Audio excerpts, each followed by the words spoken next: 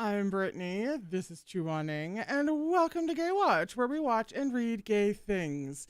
Today, we are continuing Volume 11 of Erha, and here's how it works. We read for a couple of hours, we usually get through about 40 to 50 pages, and we take a break around halfway through. If you are wanting to discuss what we read today, we hold book chats on Tuesdays and Thursdays before these reading streams. So on Thursday, we'll be talking about what we read today. That's just a little way for patrons and YouTube members to get together and process the things that Meat Bun has us experience. If you're looking for more queer bookish chats, there is a link down in the description box to the evergreen. There's an evergreen link down in the description box to the public version of the Gaywatch Discord, which is mostly about the queer bookish related things. Also in the description box are trigger warnings, should you need them. So, we are on page 67 for chapter 6 of the bonus story that is called Shui Meng Meng's Blind Date Adventures. And we are reading through chapter 10 today. So we're getting another 5 chapters on what is evidently a long bonus story, because in this entire volume there are 3, and one of them is evidently very short.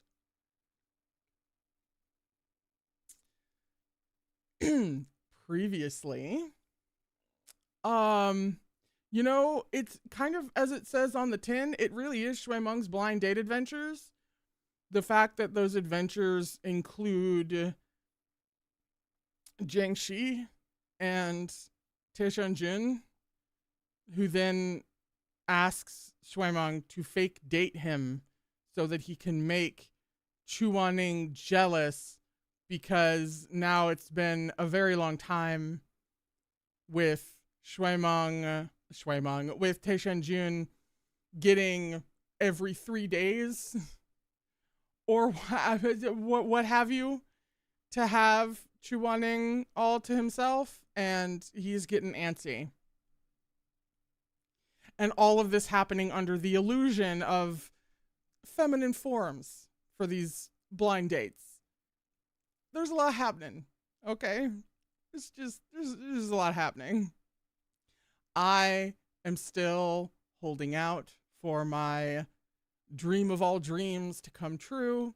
How that is accomplished by fake dating Tishan Jun to make Chuaning jealous, I don't know.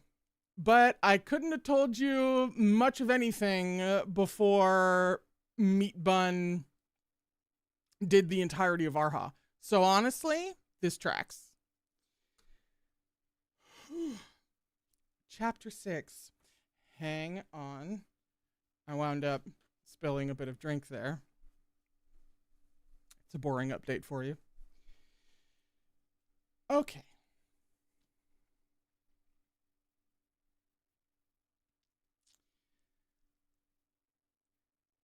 Shui Meng possessed morals as strong as his Shizun's, so this outburst put him into a towering fury on Mistreated's behalf. Words like heartless scoundrel, faithless cheat, two-timing traitor, and lying scumbag poured into his head like a tide. That's seriously going too far. Realizing Mistreated had threatened to disappear, Shui Meng's heart pounded. So this girl did have passionately self-destructive tendencies. He had to keep her from hurting herself. Leave it to me, said Shui Meng, incensed. I hate disloyal cheaters like that. Lay it all on me, don't worry. I'll make it look so real he spits blood and regrets all the ways he's ever wronged you.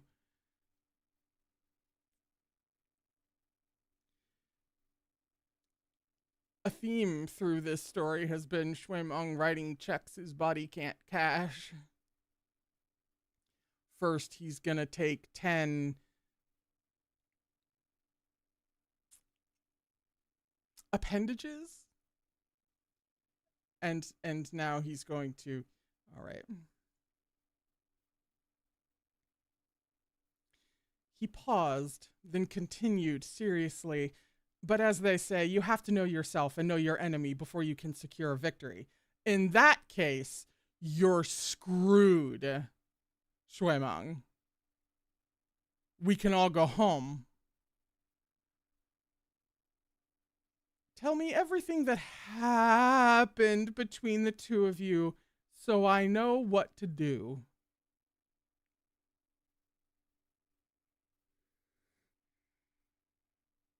If it was physically possible to read through my hand, I would just perpetually be pulling the Picard meme. I can't because I have to read, but you should just know that my soul is here the entire time. Mistreated frowned. These are a lot of things that are too hard to talk about. Oh. Faced with a damsel in distress, Shuemeng, for once, was tactful. Then why don't I ask the questions? We can skip anything you don't want to discuss. Mistreated thought about it. Okay, she said with a nod. Let's do it that way. Their gudong pot and stir-fry had arrived, filling the scene with fragrant scents and glistening colors. Let's start with that man of yours. How long have you known each other? What happened? Mistreated picked up some crisp kidney slices, fried in garlic. After a few bites, she set down her chopsticks and looked at Shuemeng. I'll be honest. Our story's a little scary. You sure you want to hear it? Nothing's going to be scarier to me than my own parentage, said Shuemeng. Go ahead. But at this, Mistreated's ears pricked up. She drew closer, eyes shining. Oh, is that so? And who are your parents? Do you want my help or not? Mistreated reined in her curiosity. Fine, she said, clearing her throat. I'll start. The first words out of her mouth were shocking indeed. My lover was once my shizun. Shuemeng was abruptly reminded of a suboptimal time in his life. That is a load-bearing usage of the word suboptimal. He took a sip of his tea to soothe his nerves, but her next words were even more shocking. We got married a long time ago. The teacup rattled in his hand, but he maintained his composure until her third sentence. We have sex every day, and did even before we got married. We only went at it harder after the wedding, sometimes all day and all night.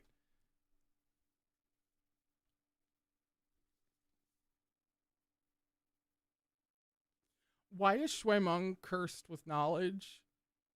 In some ways, but then cursed with utter lack of knowledge in others. This would be one of the ways in which he is cursed with knowledge. He is cursed to know more than he ever wanted to about his shizun getting railed. And he doesn't even know that he knows yet.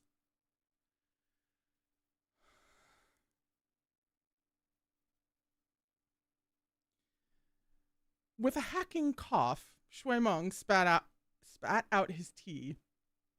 The matching scroll had called Mistreated straightforward, but Shuemeng hadn't realized a girl could be this straightforward.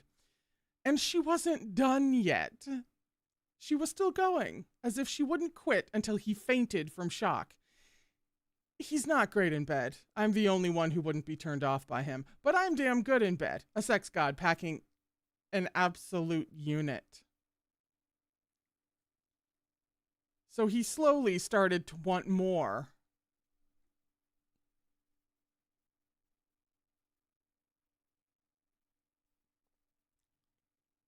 I'm kind of surprised the illusion let Shuemeng hear absolute unit. But everybody should hear absolute unit at some point in their lives. especially if they're going to take two of them. He'd say no while going 3 or 4 rounds with me in a night. Sometimes we'd do it 7 or 8 times. In bed, in the courtyard, in the gardens, in the hot springs. Halt! Shui Meng finally caught his breath. Steam was coming out of his ears. He mopped up the tea he'd choked on, face scarlet. I don't need all the details. You two are fine in that department, and that's all I need to know. Sure, we're fine in that department, going 3 or 4 times every night, sometimes even 8. Normal people couldn't handle it, but I can. In bed, in the courtyard, in the gardens, and I'm so sorry.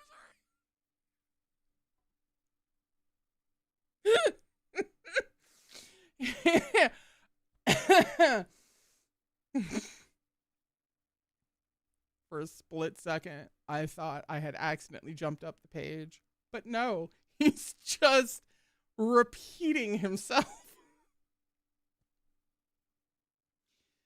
Shui Meng mopped harder. For fuck's sake. Suddenly irate, Mistreated struck the table, sending the cups clattering. If not for the fact we couldn't have a kid together, we'd have a whole house full of them. What room would there be for that asshole then? Shui Meng blinked. So Mistreated was infertile. That must be what had given that conniving shrew a chance to take her place. Shui Meng's mom had also been unable to bear another child, but Shui Jingyang had never looked down on her because of it. They'd loved each other just the same for all of their lives. If only there were more men like his dad out there, there'd be many fewer broken hearts and miserable partings. Shui Meng, honey, I'm gonna need you to focus. You're gonna need all your faculties for the rest of this story, such as they are. When Shui Meng considered the story in that light, he was even more sympathetic toward this girl and even angrier on her behalf. Have you tried any healing brews or seen a doctor? Zhang Yuchen of Guiyue might be an ass, but he's good at what he does. You could... Sure I have. Ask anyone and they'll say it's impossible, but I choose my own fate. Not the heavens, and certainly not anyone else. If I want to... Whoa, whoa, whoa, whoa, whoa, whoa, whoa, whoa. Rewind. What? Sure I have. Ask anyone and they'll say it's impossible, but I choose my own fate. Not the heavens, and certainly not anyone else. If I want a kid with him, nothing's going to stop me. I went and asked Zhang Yuchen for a prescription, but that asshole pretty boy dug in his heels and wouldn't give it to me no matter what I said. Seriously, that guy doesn't know what's good for him.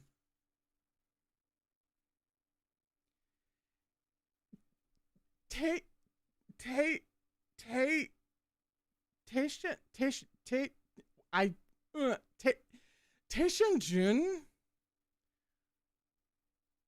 wants to...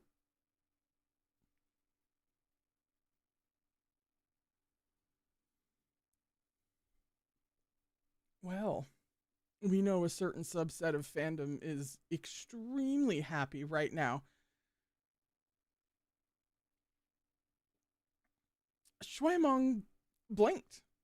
It was true Jiangxi didn't know what was good for him, but begging your pardon, since when was he pretty?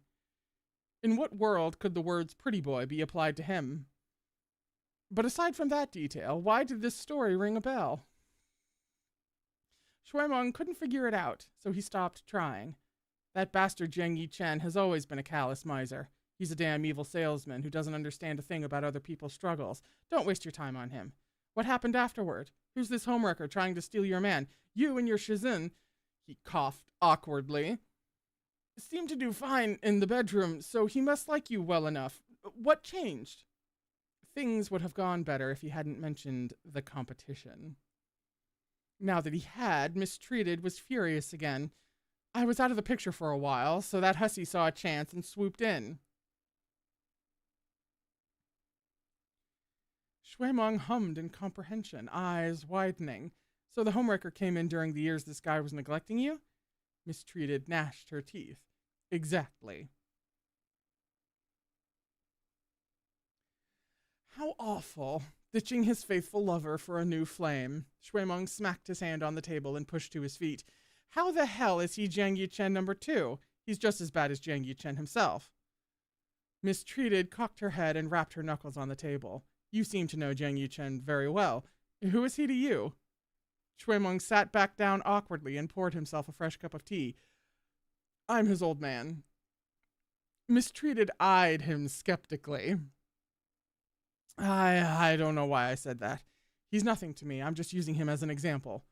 Everyone knows he's the scum of the cultivation world and awful to women. Shui-Meng punctuated this last statement with a loud scoff. Mistreated widened her purple-black eyes. Really? All I know is he hates anything to do with romance. Apparently a whole group of girls went to give him love letters, and all they got in response were a bunch of prescriptions, nothing sugar-coated. He diagnosed them with things like adult acne and obesity without batting an eye. You're saying he's actually been with a woman before?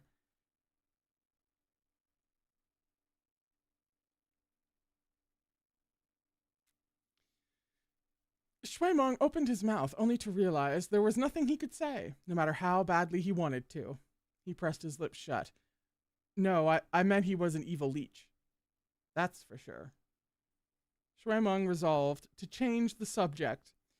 He still held a deep grudge against Jiangxi, and any more talk might lead to a slip of the tongue. Tell me more about your Shizun, he said. How did he abandon you? If you couldn't bear to be apart from him, why didn't you follow him? I couldn't bear to be apart from him. Mistreated scoffed. Ridiculous. I don't care for him at all. There was a pause. She stole a look at Shui-Meng and asked in a smaller voice, how could you tell?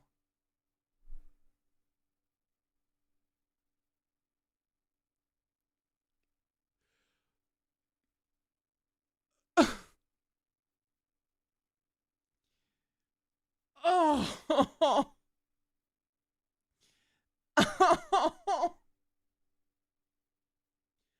honey.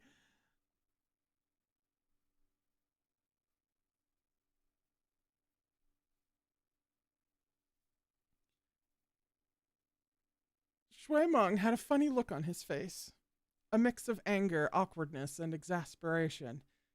There's someone I know, he said after a long beat, as if the words cost him dearly.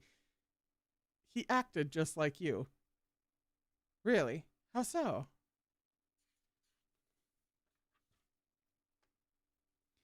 Shui-Meng snorted. When he came of age, he complained about his Shizun all the time. Said he was too cold, said he was mean to him, and picked on him all the time. He even said he didn't care for him at all, not the slightest bit.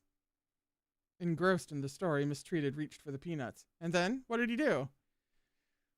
We have folded the space-time continuum back in on itself several times. Shui-Meng crossed his arms and rolled his eyes. What do you think? He regretted it. Regretted it so much he rolled around on the ground crying for him to come back.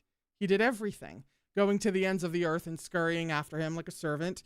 So let me give you some advice. It's best not to burn any bridges. You may wish you hadn't. His story didn't have the intended effect.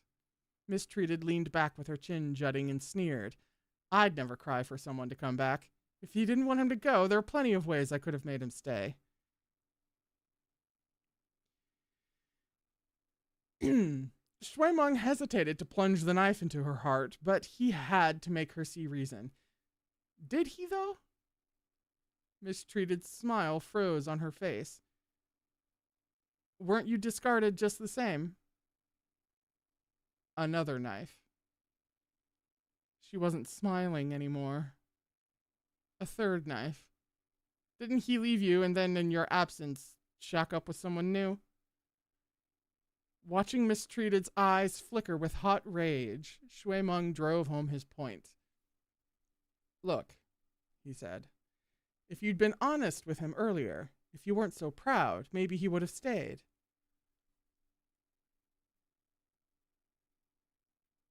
Mistreated sagged, her anger seemingly snuffed out. She was still tense, but grief flickered in her eyes. It was my fault he left when he did, she admitted. Shui-Meng waited patiently. I didn't want him to go. I never. She trailed off.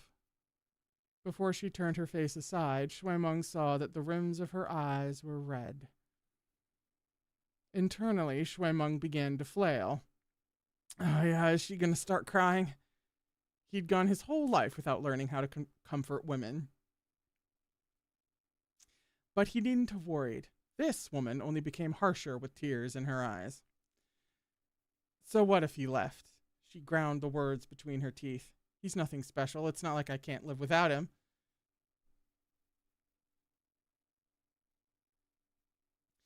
Tishan Jun showed up for fake dating and is inadvertently getting therapy instead.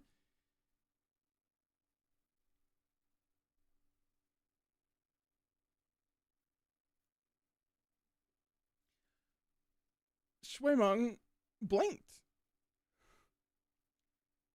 Enough about that. Just talking about it makes me upset. Mistreated poured herself another cup of tea and tossed it back.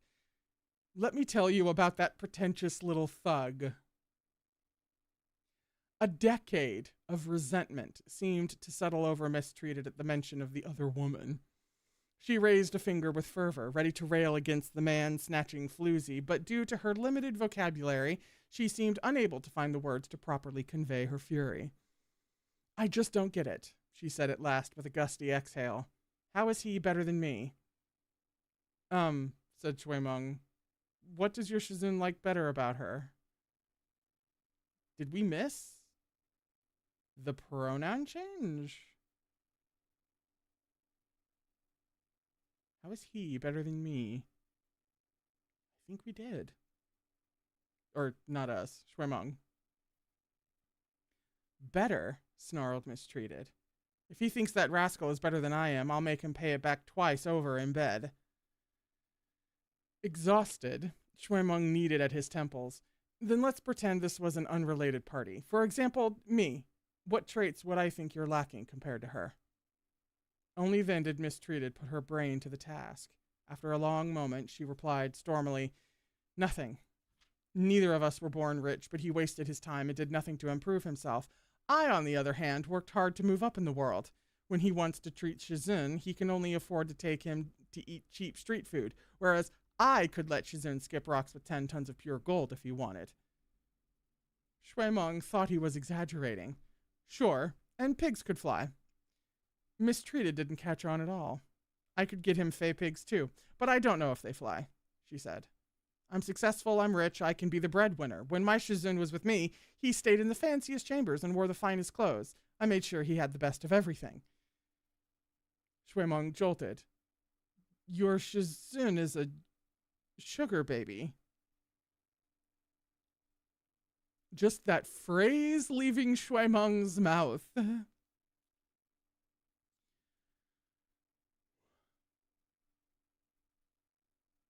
Oh, thank you for that point. A couple of people up in there who said he and she in Chinese sound either very similar or the same.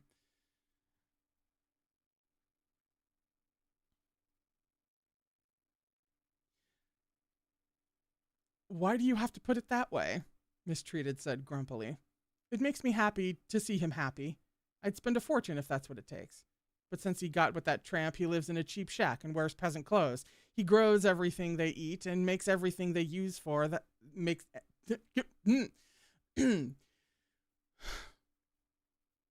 He grows everything they eat and makes everything they use for the house.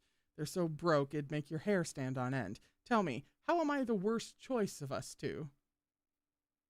Shui Meng had seen his fair share of doomed romances and star-crossed lovers. Putting himself in her Shizun's shoes, he said, That's not always how it works. Your Shizun might not want you to be the provider. Think of it this way. Say you had a dad, a good man who took care of you for decades and loved you with his whole heart, but he was poor most of your life. Would you like him? Mistreated didn't hesitate.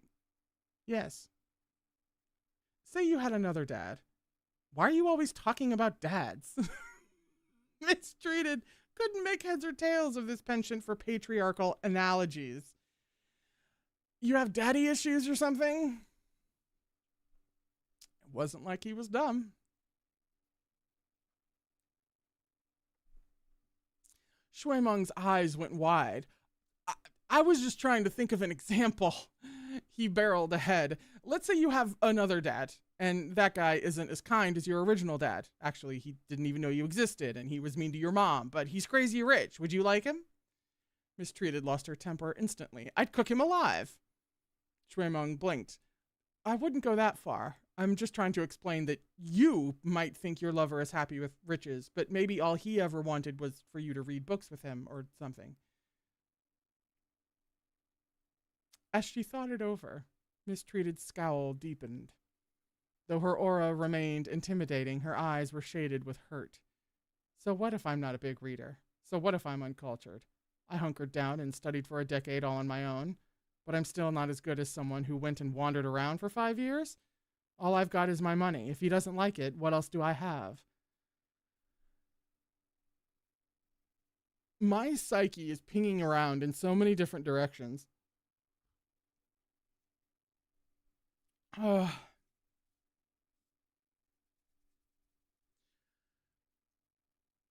Shuimeng had a sudden image of a wolfhound thrown out into the rain by a master who didn't want her, pathetically hurt, but still doing her best to sit upright and pretend she didn't care. He sighed. Maybe that's not the issue. Is there anything else he likes about her? Mistreated sulked. I'm better at everything else, too. For example, my skin is fairer. Shuimeng eyed her sun-kissed complexion with suspicion. What you looking at? Retorted Mistreated. I mean, I used to be. I got tanner recently. It's a long story I won't go into. Oh, said Shuimeng. But I wasn't asking? What else? I'm more handsome, and I dress better. I'm more straightforward, too. I don't overthink or beat around the bush. Also, I'm taller. Mistreated's last proclamation sounded suspiciously like a bald-faced lie, but this line of questioning wasn't getting them anywhere regardless. The only thing Shuimeng was learning was how many of these sullen comparisons Mistreated could come up with. What was more, Shuimeng had realized Mistreated was sorely lacking self-awareness. If you asked her about the other woman's strengths, she couldn't answer. If you asked about her weaknesses, she likewise had no idea. He had to change tack. The quick-thinking Shuimeng turned to Mistreated. That's not specific enough. Why don't we play a game? What kind of game? Pretend I'm your Shizun. I'll make some requests, and you act out how the homewrecker would react, then compare it to how you would react. How does that sound? You look pretty young, but you know what you're talking about, don't you? Intrigued, Mistreated sat up straighter. I'll bite. Hit me. That's the end of the chapter.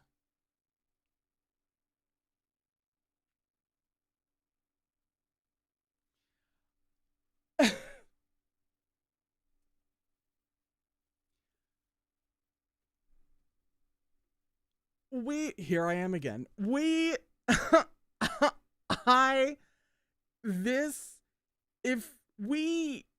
If we like never get to blind dating because we've sat down and had the most inadvertent therapy session that has ever been conceived, I'm not even gonna be mad, because we've gotten a truly like 5-dimensional bit of therapy for a guy who is so desperately in need of it that it really can't be quantified.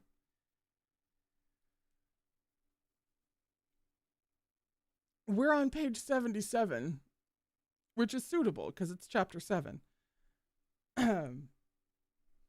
Also, apologies if the sound is a bit loud or harsh or anything like that. I'm still doing my best to rein it in after having all of the settings wiped a little bit ago. So, dear God, bear with me. Me and audio, we have never gotten along a day in our lives.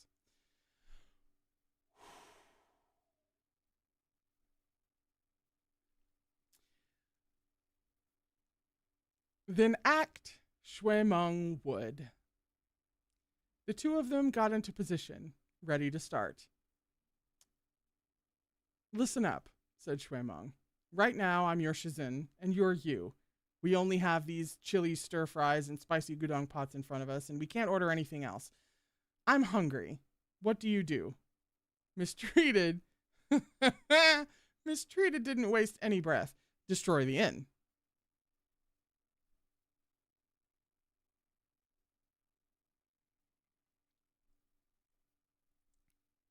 Shui Meng blinked, stopping only when they make some non-spicy dishes. This girl had no problem getting into character. Knitting her brow, she continued, what kind of shitty place is this? Why can't they make anything mild? She looked at Shui Meng. You're my Shizun, right? Right? Okay. What would you like to eat? Shui Meng was only familiar with one person who didn't eat spice. Chu Wanning. My face already hurts. So he named some dishes Chu Wanning liked. I want crab meatballs, sweet and sour fish, vegetables with tofu, and lotus pastries. For some reason, Mistreated looked stunned. What is it? Asked Shui Meng. Nothing, said Mistreated. Sit here and wait. I'll go.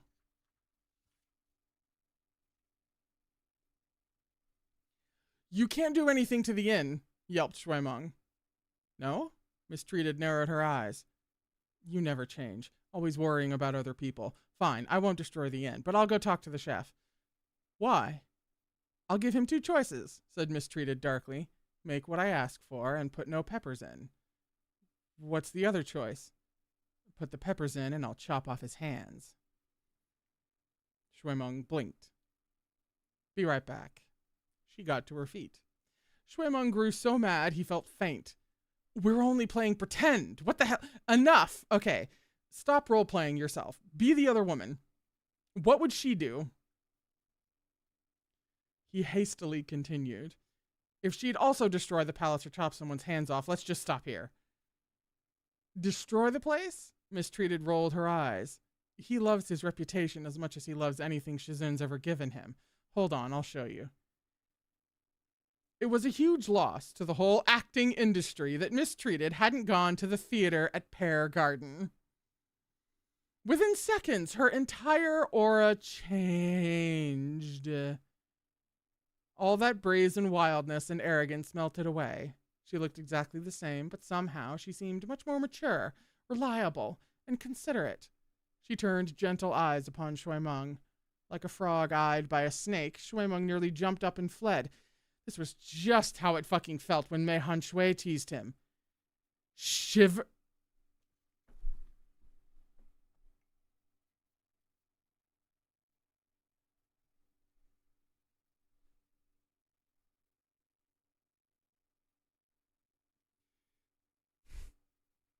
I'm blue screening. Hold, please.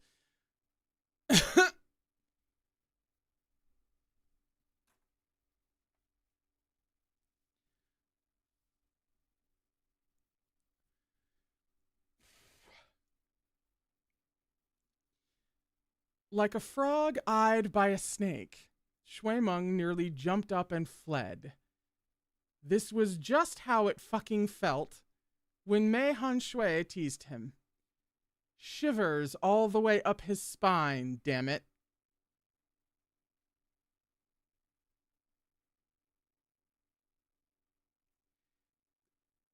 There's a lot to unpack there.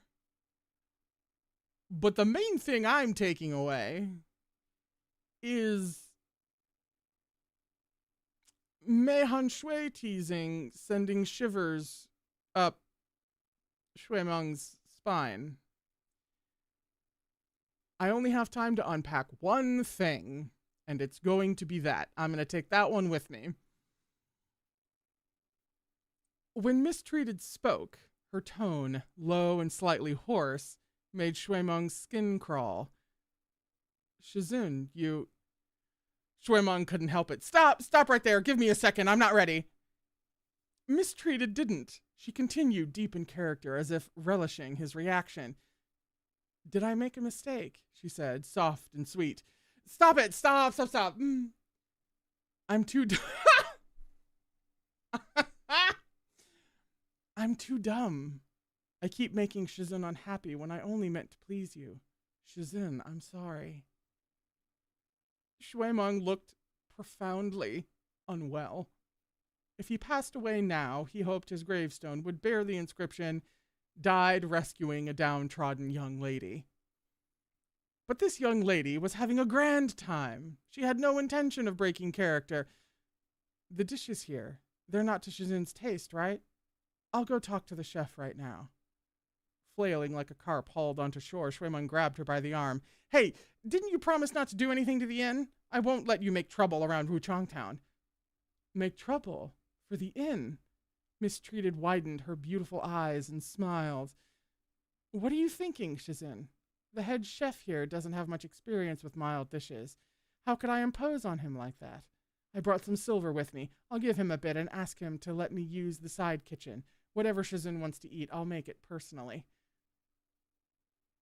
Her voice softened further, as tender now as a burbling brook. You want crab meatballs, sweet and sour fish, tofu with vegetables, and lotus pastries, right? Shuemeng was speechless. He didn't feel like he could say no. We need fresh crab roe for the meatballs, black vinegar for the sweet and sour fish, vegetables fresh out of the field for the tofu, and the lotus pastries will need rose-flavored red bean paste to be sweet enough. No. Shuemeng stared at her in terror. You're plenty sweet. You're more than sweet enough, okay? Can you quit the act now?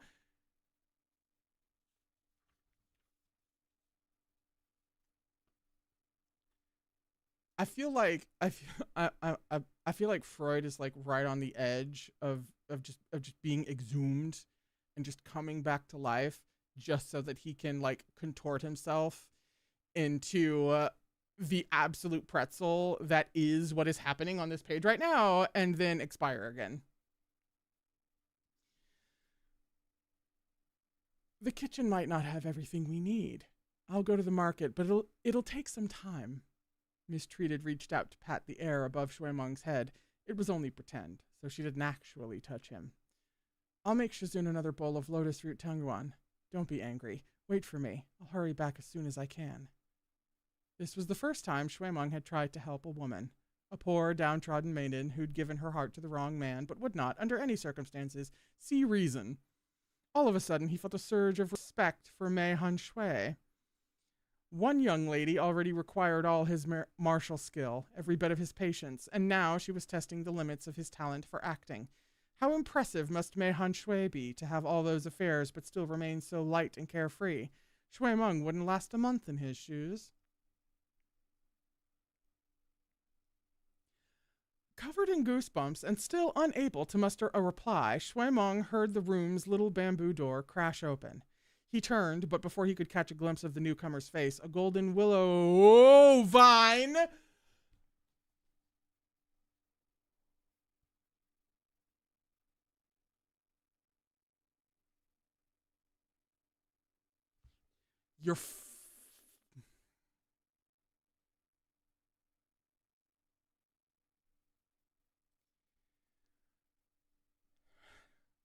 Everybody calm down. Everybody just calm the fuck down.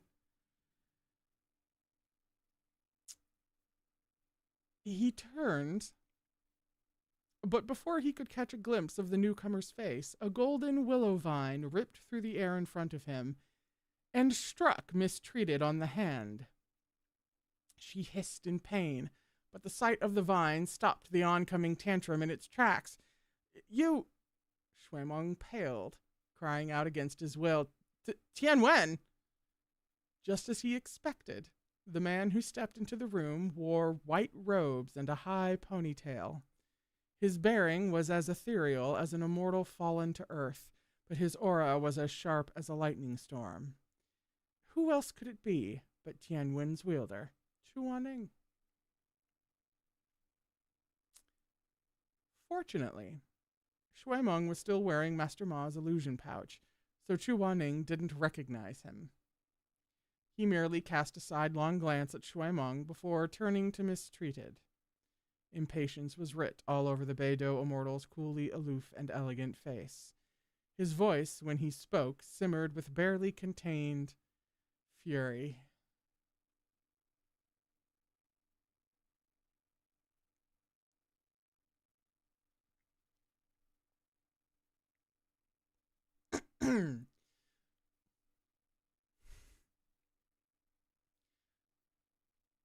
Moe Yu, how long are you planning to carry on like this?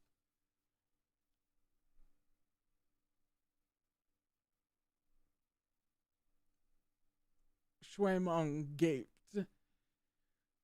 You're Mo. I'm not Mo Zongsha. Tishan Jun cut him off brusquely. Don't get it twisted. Was there a difference? Shui Meng felt dark clouds rolling in on him, a storm flickering in their depths. When he recalled his conversation with Mistreated, a bolt of lightning seemed to pierce the sky and strike him down, leaving him fried crispy on the outside and juicy on the inside. Heavens above! What the hell was that conversation they'd just had? He'd called Chu Wanning a filthy liar and a cultivation world loser. He'd said Chu Wanning was as much of a shameless player and soulless breaker of hearts as Jiang Shi. He'd even taken the role of trusted confidant and listened to Mo Wei Yu describe all those bedroom affairs he didn't want to know a damn thing about. In bed, in the garden, in the hot springs, would someone please rescue him and give him a forgetfulness pill? He'd swallow it without a second thought, even if it came from Jiang Shi himself. Tianwen had struck Tishan Jun, but Chu Wanning was only trying to keep him from putting his paws on an innocent girl. It wasn't a serious blow, barely enough to break skin.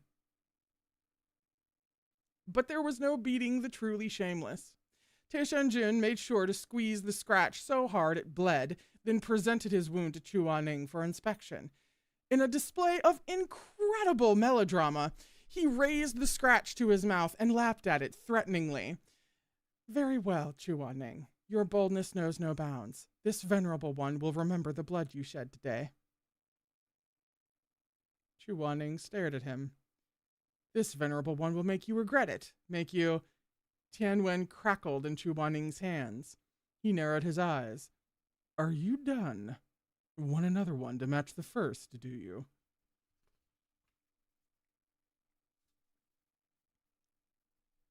Remember, you two are in public, okay? Tishan Jun flew into a rage. Chu Wanning, since...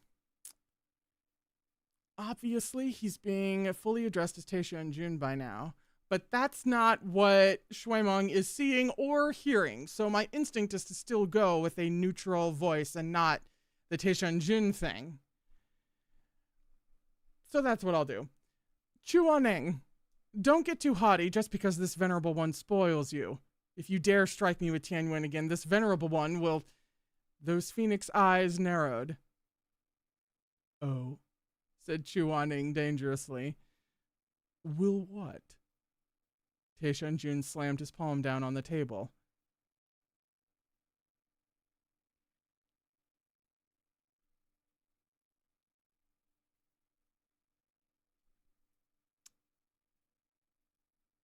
This venerable one will fuck you to death. God, not in front of Shui Meng. Oh, it's just all getting aired out right in front of Shui Meng. Just right in front of his salad. Just right there. He's point blank range.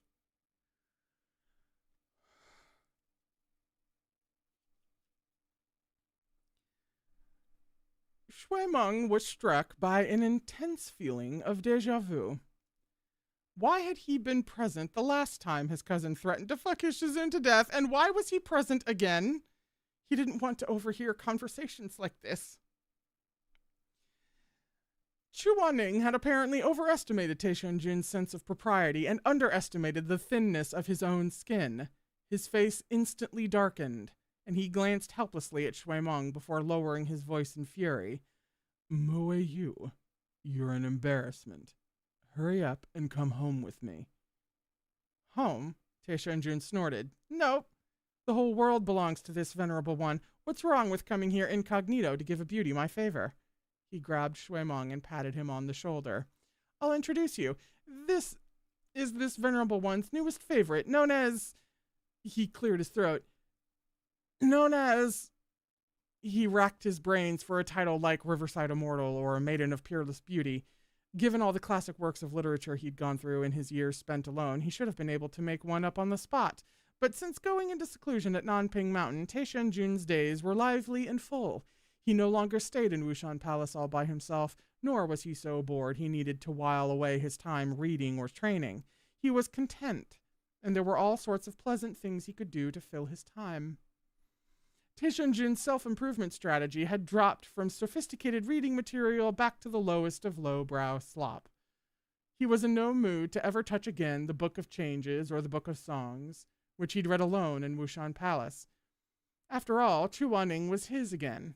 Tishan Jun could watch him copy out "My heart is not a stone, it cannot be rolled" as many times as he wanted. That quote came with a footnote. A line from Cypress Boat in the section of Odes of Bay in the Book of Songs, an anthology of anonymous works known as the oldest existing collection of Chinese poetry. Damn. Thank you, footnote. He no longer had to desperately conjure the man's shattered afterimage from ancient tomes, let alone rejoice in happiness only to collapse in grief after stumbling across a line Chu Wanning had once taught him. There is so much fucking information that is being given. I am deeply fucking overwhelmed.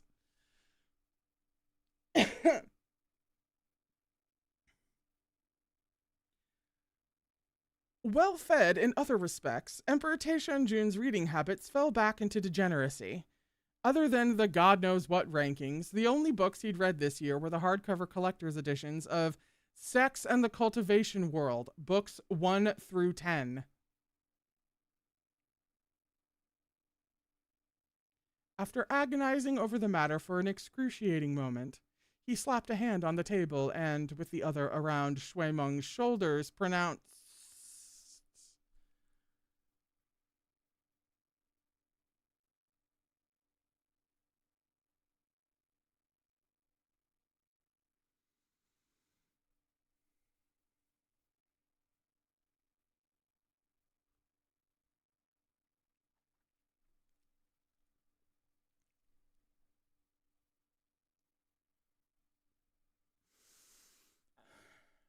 you know, this is one of those moments where I have the distinct privilege of remembering that this is my job. This is my job. This is why you guys support me. This is what I spend 40 hours a week in service of. Full-time gig, this is. And I become the most cognizant of this when I get to read or witness something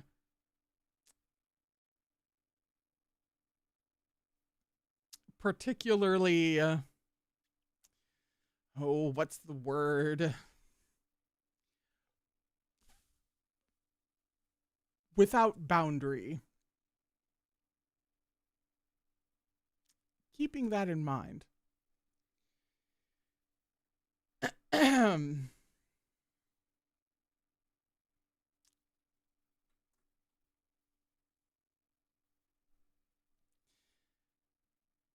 After agonizing over the matter for an excruciating moment, he slapped a hand on the table and, with the other around Shui Meng's shoulders, pronounced, known as the Prince of Pussy, Proud Fury Long.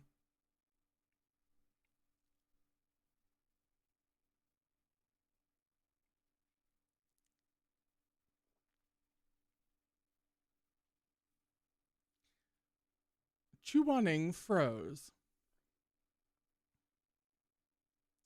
Shui Meng had gone nearly purple, his face even more livid than his Shizun's. Furious, he spat, "Prince, your ass, you potty-mouthed pervert. I'm not apoplectic," with rage. He couldn't find the words to explain. He gave up and tried to yank the illusion pouch off, only to realize his stupid hands had tied a double knot when he'd left the house. The rascal, there's an understatement. The rascal Tishan Jun had no idea who he was and assumed Shui Meng was still game to help him piss off Chu Wanning. He stomped on Shui Meng's foot and put his mouth to Shui Meng's ear, ready with bribes. "Get with the program. This is the guy who lost my brocade pouch. Once we're done here, I'll give you a huge red envelope, at least 100 gold leaves, okay?" With a howl of fury, Shui Meng shredded the pouch with spiritual energy and whipped out the scimitar Longchong.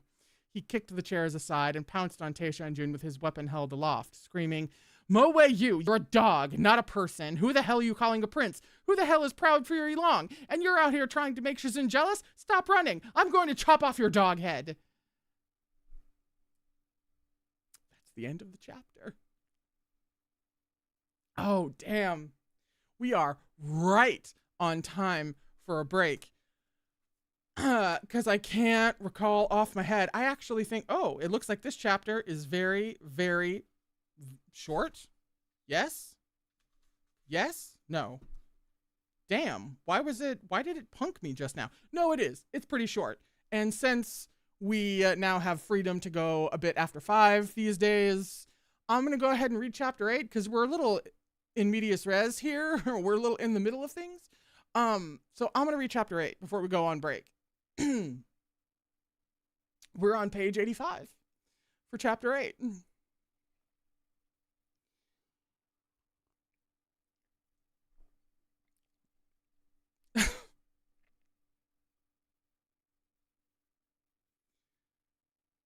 At literally any given moment, she knows what to do for peak hilarity.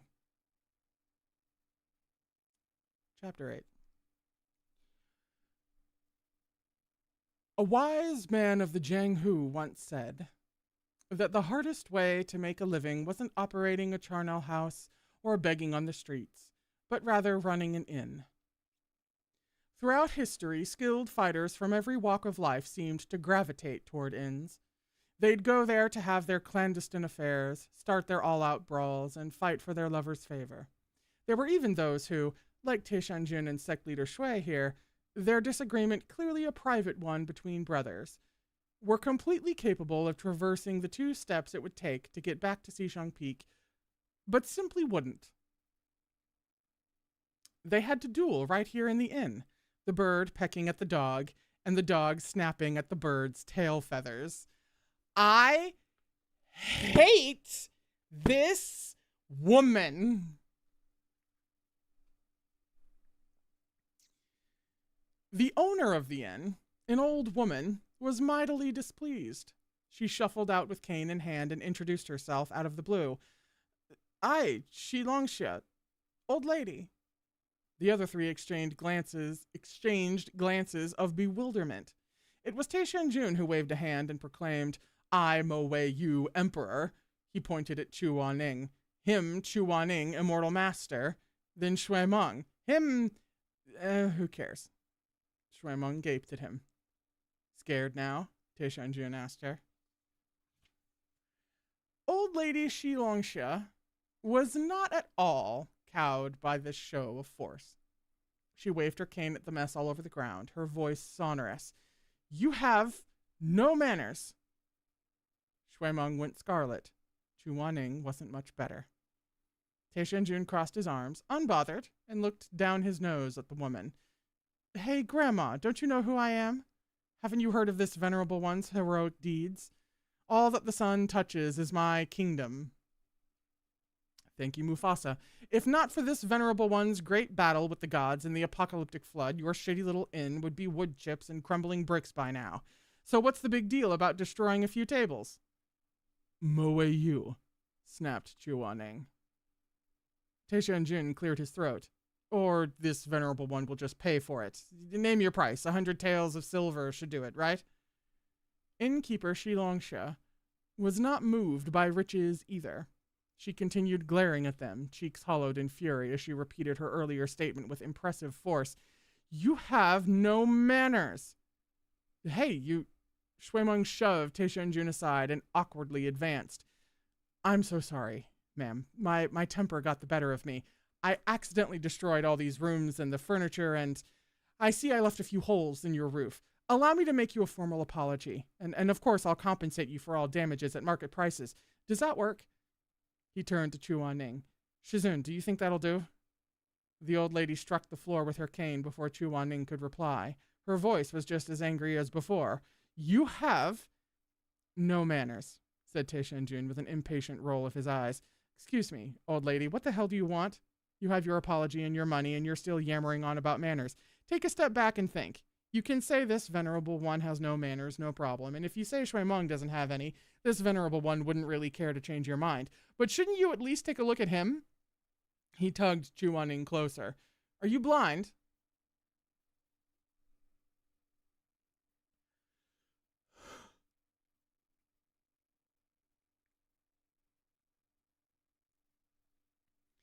Chuaning struggled against Tishan Jun's hold, sleeves flapping. Those sharp brows furrowed as he snapped, Get away from me. This venerable one shan't. Rather than let go, Tishan Jun hummed and tightened his grip until Chuaning was crushed to his side. Grabbing the other man's jaw, he lowered his voice and licked his lips. Unless you say pretty please. Shuimeng stared. Piss off, hissed Chuaning. The old lady seemed truly unswayed by the fact the savior of the cultivation world was standing in front of her. She thumped her cane again, grumbling under her breath, No manners. The others looked at each other again. This time, even Chuaning was a bit at a loss. This wrinkly old woman, who couldn't touch a hair on their heads if she'd wanted to, had managed to render 3 famed cultivators totally helpless in a dark little corner of her inn. Just then, creaking footsteps sounded on the stairs. A little girl ran up the steps and grabbed the old innkeeper's arm. Sorry about that, she cried in her piping voice. So sorry. Grandma can't see or hear, so she doesn't know what's going on. She doesn't recognize any of you or know what you did. Ah, Shuimeng looked thoughtful. So that's why. No wonder. Tishan Jun blinked and cleared his throat awkwardly. Why didn't she say so? He groused. Huh? The little girl blinked in confusion. She should have. That's the first thing my grandma ever says to anyone. What does she say? She says Shilongsha. That she's deaf and blind, that she's a deaf and blind old lady. Chuaning and Shuimeng both fell silent. Tishan Jun turned. So who was it that thought her name was Shilongsha? It was you, you damn mutt, snarled Shuimeng. They'd wrecked the old lady's inn and couldn't find any woodworkers to repair it on such short notice. Spotting storm clouds brewing on the horizon, the 3 of them stayed to fix the place before it rained. One of them was a grandmaster skilled in building intricate mechanisms, another had spent many years of his life fending for himself, and the third had often helped Shui Jingyong around the sect. When they worked together, fixing a few chairs and tables and rooftops was no problem.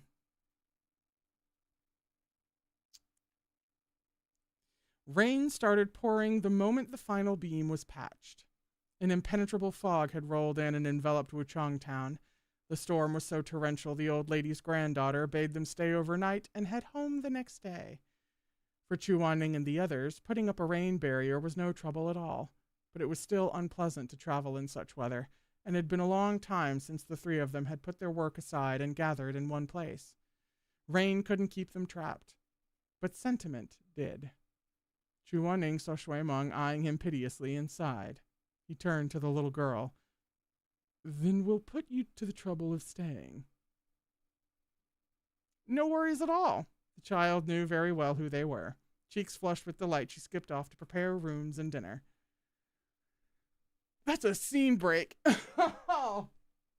Thank God. I needed a moment to breathe. Oh. You know, I thought it during the book chat, and I didn't say it. But the thing is that you can read partway through something written by Meat Bun and be like, this gives you so many possibilities. But then, more often than not, at the end of the day, she does something so rogue and so unexpected.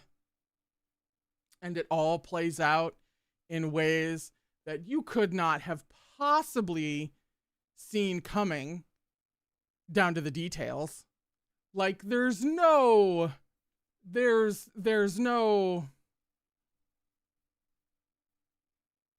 I don't know what the hell kind of gift that is, but that is some kind of freakish gift.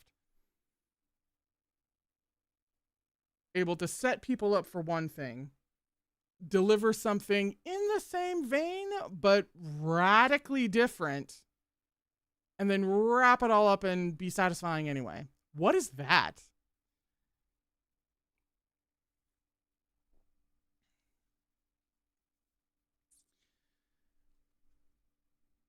The atmosphere at dinner was strange.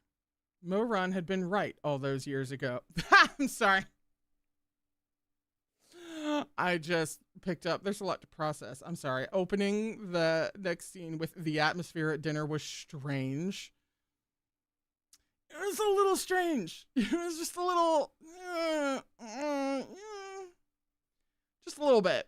Just slightly. Mo Run had been right all those years ago. The three of them were no longer comfortable under the same roof. Although Shui Meng missed them dearly and still wished to return to those days in which they were inseparable, certain truths had been revealed, and to feign ignorance would be futile. They couldn't pretend as if nothing had happened and go on like before.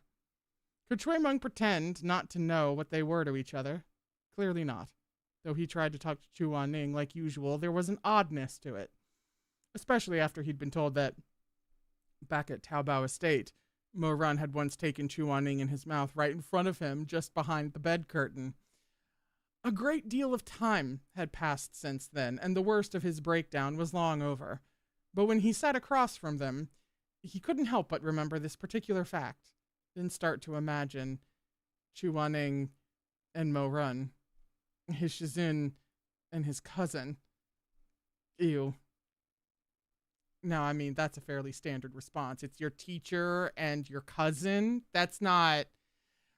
Unfortunately, you know, like, for Shui Meng and for that POV, that's just not... It doesn't matter that it's Chu Wanning and Mora. That's not hot for you, babe. He very much wanted to know if Chu Wanning had been so badly bullied back then that he had been unable to fight back. After all, that brute Mo Run was seriously impossible, but he was too afraid to ask or to even mention it, so he only stared at Chu Wanning, the words struggling to make their way past his lips. Shizun. Have some more meat.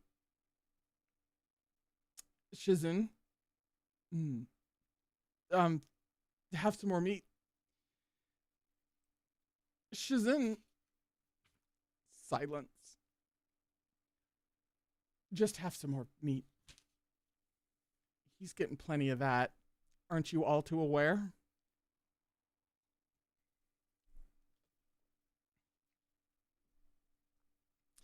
After mustering his courage over and over, only to lose it at the last second, Shui Meng was exhausted.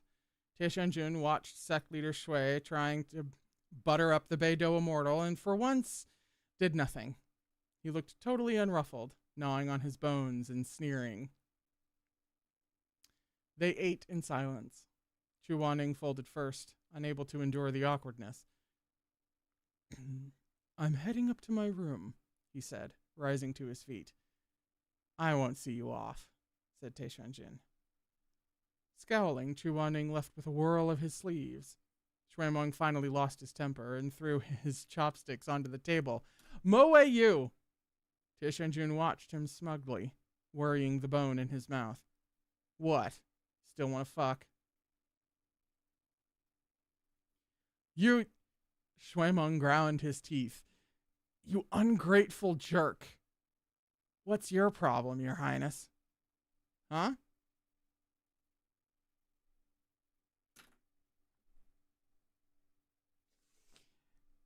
Your Highness, the Prince of Pussy. Do you see another Your Highness here? Shuimeng nearly throttled him. The two of them tussled again until they were both panting, then glared at each other across the table. Shuimeng smacked its wooden surface. Tell me, why cheat on Shizun? Hey, hold on a moment, Shuimeng dear. Whose lapdog are you?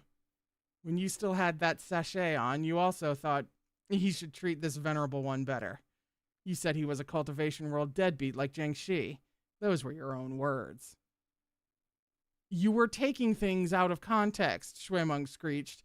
What the hell do you mean he abandoned you to years of neglect? He'd already been, in italics, reduced to ashes for their sake and for the world's. The misunderstandings had been resolved and the whole story explained, but this facet of the past was still too painful to put in words for Shuimeng and Tishan Jun alike. Tishan Jun glared at him. Don't say it. I wasn't going to. The two locked eyes.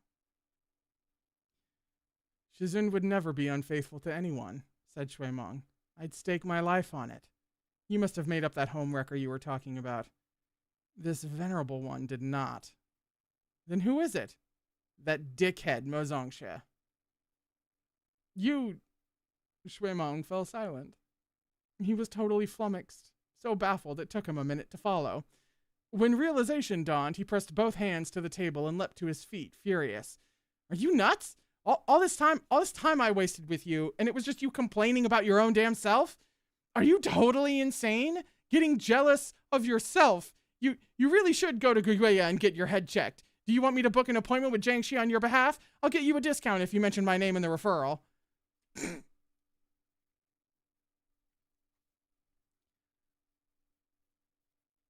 Oh, in some respects, Tishan Jun was very sharp indeed. He looked up, eyes sparkling with curiosity, and plucked out the most important detail. Why your name? Since when were the two of you so close? Shuimeng stuttered for an age, but couldn't form the words. If there was one mystery Tishan Jun had gone 2 lifetimes without knowing, it was the truth of Shuimeng's parentage. He had no clue about Shuimeng and Jiang Shi's real relationship. As he watched Shuimeng's little face turn pale, and then red, and then slightly green, pinched with something he couldn't say, an epiphany blazed through Tishan Jun's heart. Aha, so that's what it was. He himself had gotten an older man into bed and liked men as cold and aloof as Chu Wanning. He was certain other men shared his tastes, so when he put himself in Shuimeng's shoes, his imagination immediately ran wild. He studied Shuimeng, thinking to himself, wow, you'd never be able to tell.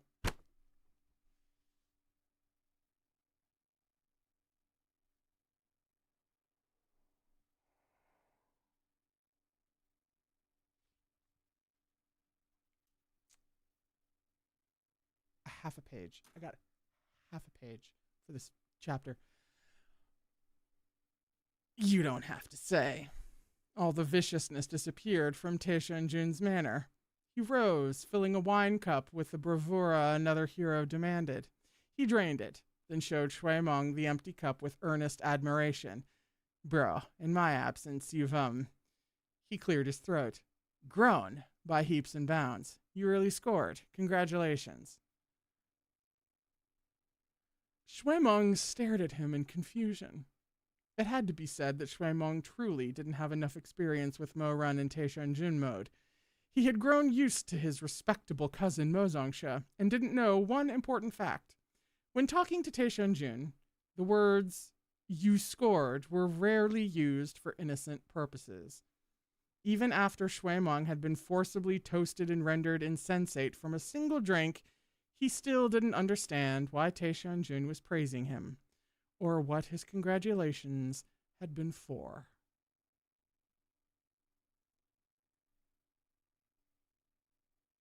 I am going to go walk that one off. We're on page 93 for chapter 9. I'll return in just a little bit.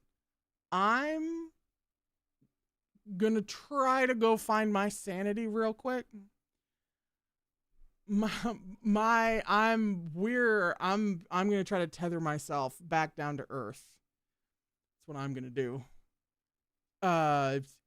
Give the stream a like if give the stream a like if your jaw has dropped at least twice.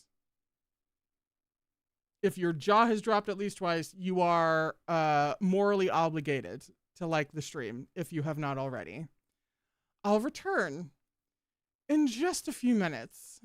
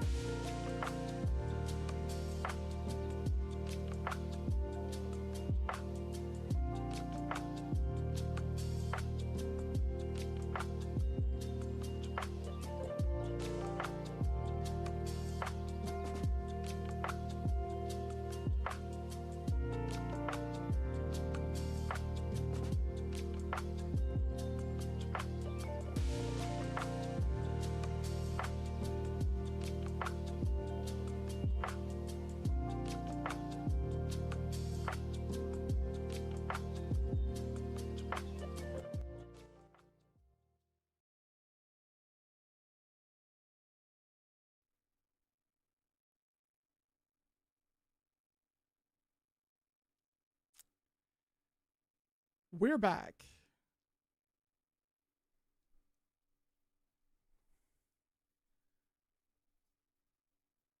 We're on page 93 for chapter 9 of this bonus story that it's gone in a few different directions. And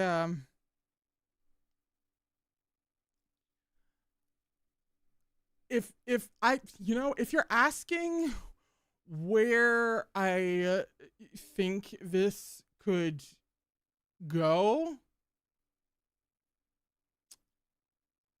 couldn't tell you. We could wind up with my dreams coming true by the end of this still, somehow. Because who the fuck knows? Meat Bun does whatever she wants at any point in time.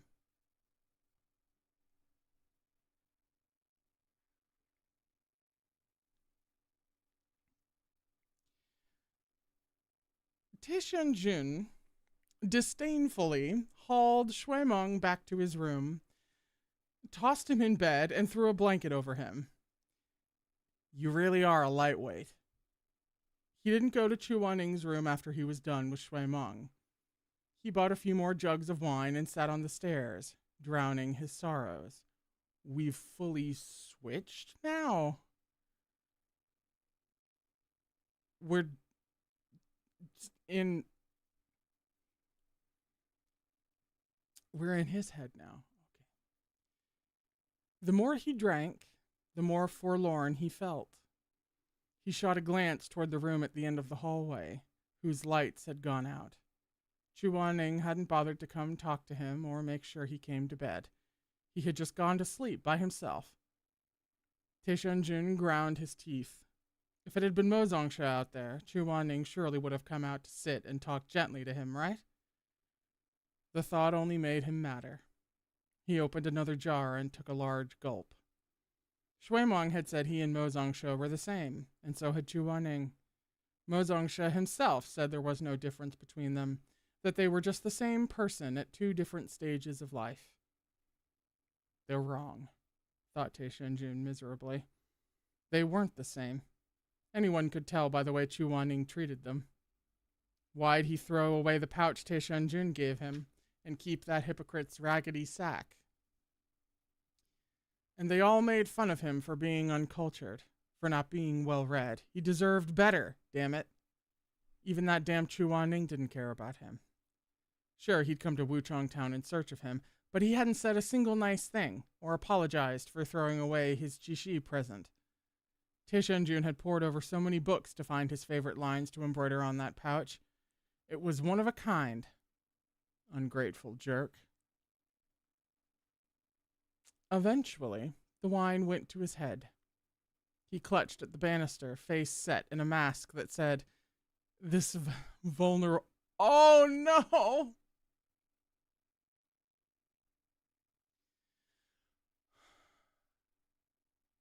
It is such a strange but potent feeling whenever Tishan Jun, of all people, is soft in certain ways. He clutched at the banister, face set in a mask that said, "This vulnerable one is unhappy." Dazed, he seemed to hear the sound of a door opening. Footsteps approached him and stopped by his side. He looked up. In the faint halo of the candlelight, he saw the handsome face he'd hated wrongfully for half his life, hungered after for a decade, and adored for 2 lifetimes. Well, when you summarize it like that, Meat Bun... Chu Waneng, he mumbled. Just saying the name made his heart well up and ache. With or without the flower of eightfold sorrows, his greatest desire had always been for Chu Waneng. His heart felt soaked in that desire. But beyond the lust lay heartache, tenderness, sadness, and affection. How could he possibly not love him? The depth of his feelings was no less profound than his counterparts.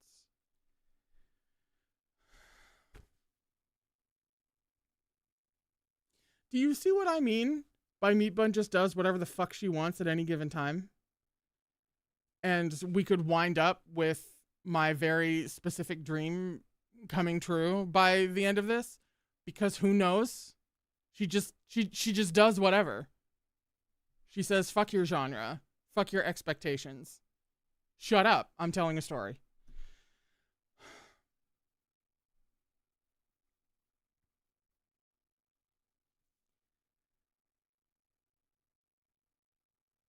But what could he do?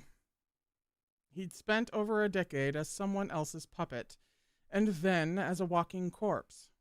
The flower of eightfold sorrows had hollowed him out. He was like a dragon trapped in darkness for too long. He'd grown accustomed to loneliness and violence as his only companions. When the mortal world's sunlight unreservedly surrounded him once more, he had been secretly afraid.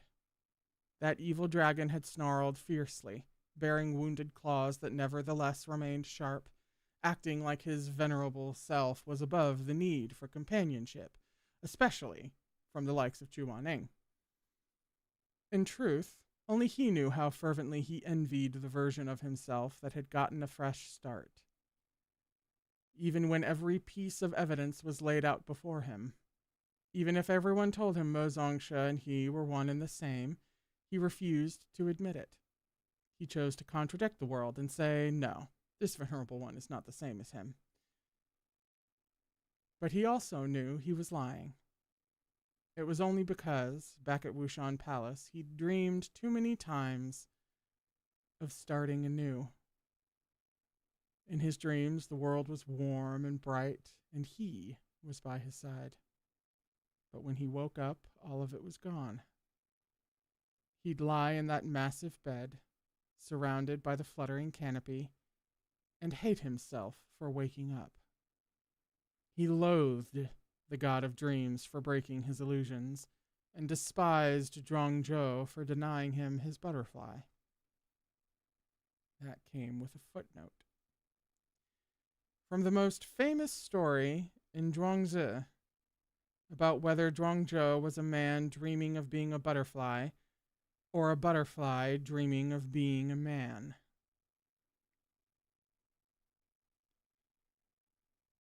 That is a contender for most offensive footnote in the whole fucking series.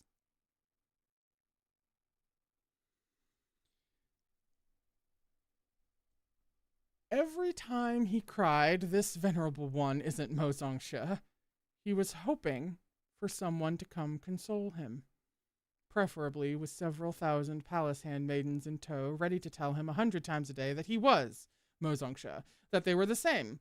Only then would he feel at ease. How have you drunk this much? Chuaning frowned and bent to help him up. Instead, Tishan Jun reached out and tugged him down. Mo Run, what are you doing now? He held Chuaning so tightly, pressing his lips to his in a fierce and passionate kiss. But as the kiss heated up, he seemed to check himself. He slowed, his movements growing gentler, as if intentionally trying to mimic someone else.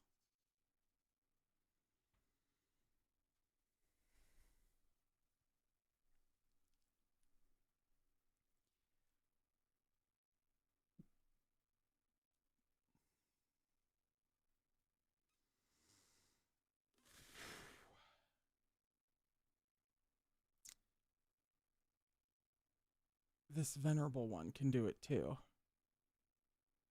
The lingering scent of wine mingled with Tishan Jun's soppy kisses. He mumbled, barely comprehensible. It's not hard. Chu Wanning had no idea what Tishan Jun was talking about. He remained tense. This hallway was too wide, devoid of anything to hide behind. Anyone might come by and see him like this. He tried to worm away, but Tishan Jun only pressed him harder against the banister and kissed him more deeply. Considering Tishan Jun's usual way of doing things, getting down to business right here in the stairwell wasn't out of the realm of possibility. Deeply fair. Yet before Chuaning could begin to struggle in earnest, Tishan Jun pulled away. Those eyes, so dark they glinted purple, were downcast. He stared at Chuaning's glistening mouth and pressed closer for another kiss, still unsatisfied. Then, like a puppy seeking to please their owner, he kissed him lightly once again. Chuaning sat stock still. Tishan Jun kissed him 3 times and stopped. Though his eyes were still glittering with hunger, he restrained himself and folded Chuaning into his arms. He sighed. Tell me, is this venerable one dreaming again?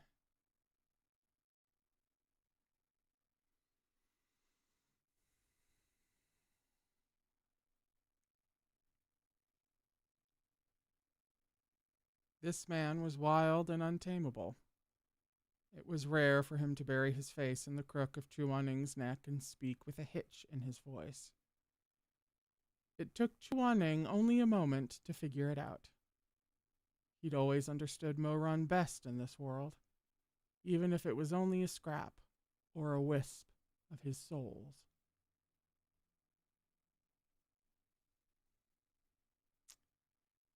If she put the 2 different sides, timelines, what have you, of Mo-Run into the same body as separate entities that switch out and take the places of each other, only as a midpoint towards not full literal integration, but to where, I don't know, maybe only Chuaning can tell the difference between when it's Mo-Run and when it's Tishan Jun, or anything even remotely close to that. She and I are going to have words.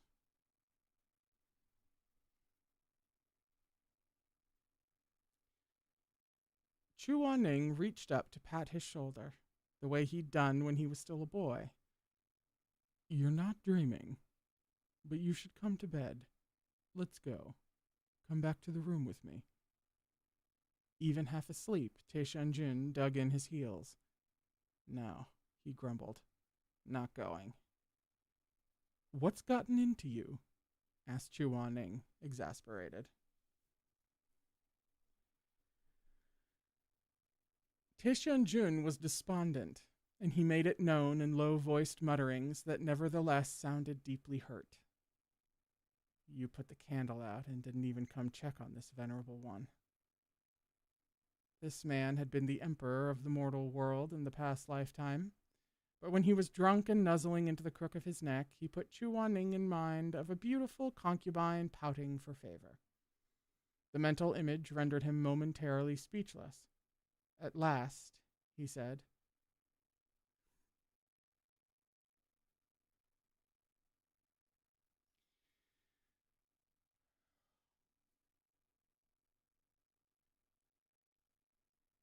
Didn't I learn this from you? You're the one who said those afraid to come inside will come once the lights are out. Ridiculous. Tishan Jun remained brazen even while half-conscious. This venerable one fears nothing. His voice trailed off. Chuaning. Waning. No reply came. His voice shrank to the softest entreaty, as small and lost as when he was no more than a boy. Shizun. Chu Wanning reached out to pat his head.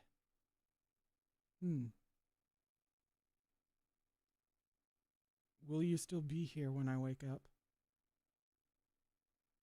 Chu Wanning closed his eyes, repeating the words he'd said most often in their 2 years of seclusion. I'll always be here. Only then did Tishan Jun settle. His breathing evened, and the drunken emperor, now soothed, slept at last.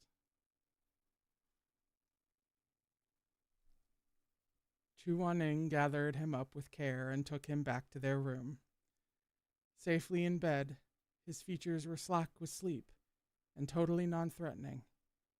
He looked just like the young man Chu Wanning had taken in all those years ago, who'd saved earthworms with an umbrella over his shoulder. The poisonous flower had withered. Those nightmares would never seize him again.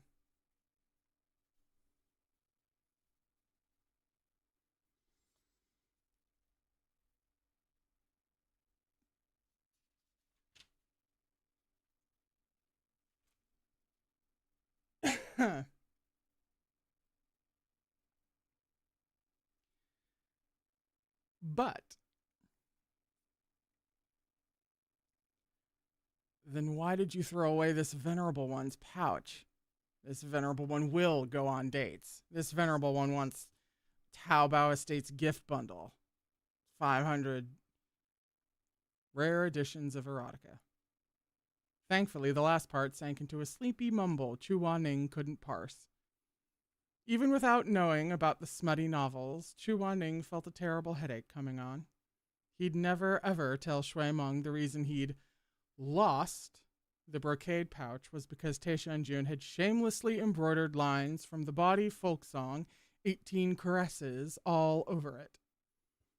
In comparison to the sutra Mo Zongsha had embroidered on his, of course no one would choose to wear something with such indecent lyrics out in public.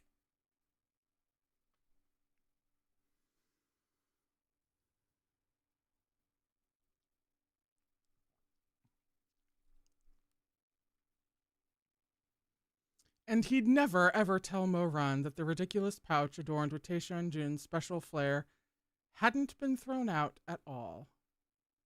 Chu Wanning had placed it in a locked wooden box only he could open, next to everything else Mo Run had ever given him.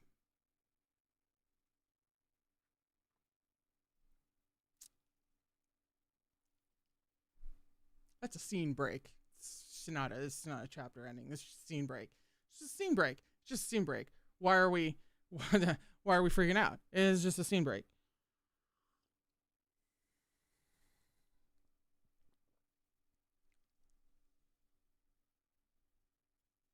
They invented the word diabolical for this woman specifically.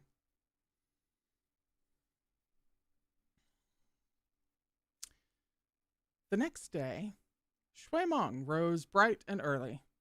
It wasn't every day he got to wake up under the same roof as Chu Wanning. He planned to buy some breakfast Shizun liked as an act of filial piety. But when he went downstairs, he found the table next to the window filled to bursting, and Mo Run getting the bowls and chopsticks ready. Spotting him on the stairs, Mo Run smiled. "You're up early." Shui Meng blinked. Intellectually, he knew Mo Run's personality switched every 4th day. It was still a strange thing to witness for himself.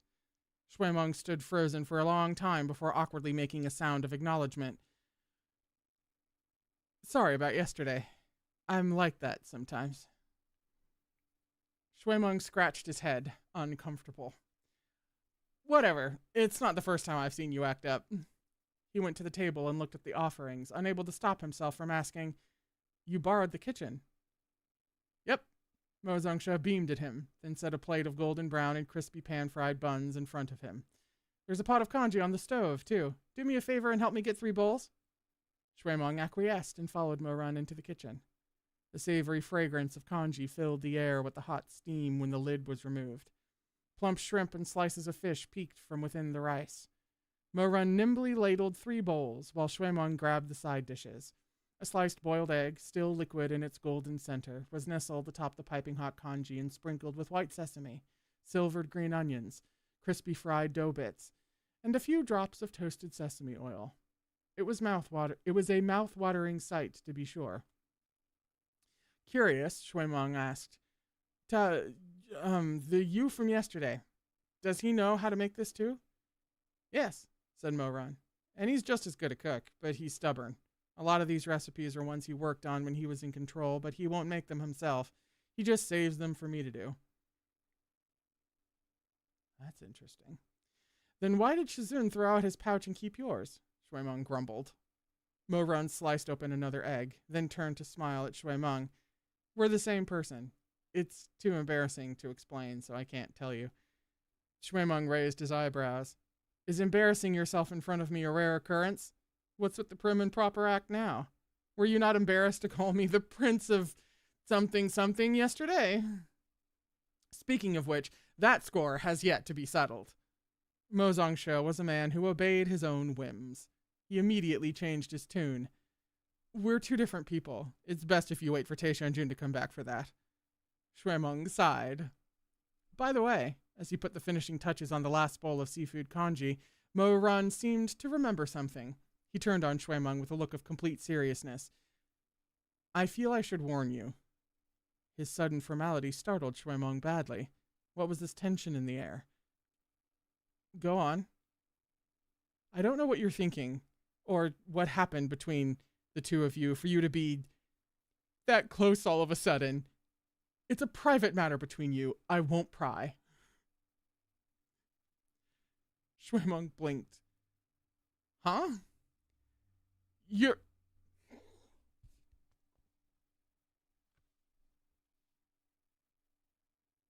No. No. She's gonna make me do this. She's gonna make me do this. She's gonna make me sit here and read out a fucking...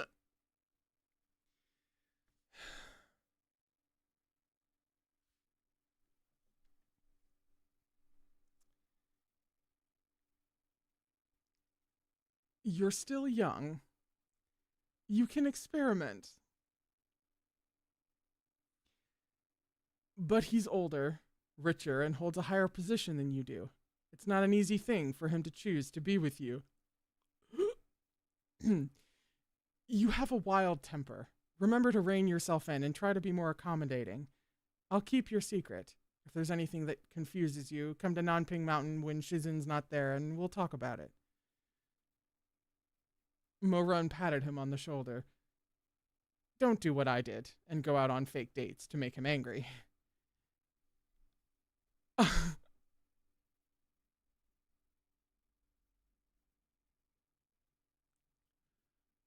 For the second time, I've transcended laughter.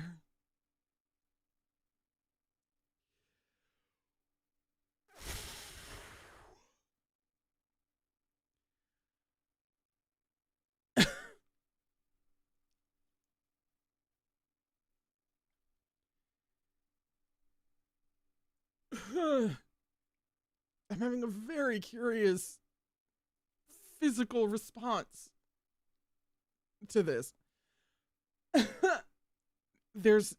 I'm actually possessed with too much funny. I have too... Anyway. I'm surprised you have the nerve to even bring it up. Shuimeng paused, then shook his head. Wait, what are you talking about? Moran gazed at him warmly, the very picture of an indulgent older brother. Don't worry. Guga knows what you're going through. When you think about it, both Shizun and Zhang Zhongzhu are the lofty and prideful sorts. They've got touchy tempers. You're younger, so when you argue, you should be the first to admit fault. It's important to keep the peace at home, you know? I may actually burst into tears from something being too funny. And that's a very bizarre thing for me to feel at this moment in time. I don't know what's happening. Shui Meng's face drained of color. You, you know? How did you find out? He and I'm not. I figured it out yesterday, said Moran. That's why I congratulated you. Is it that obvious? Asked Shui Meng, distraught.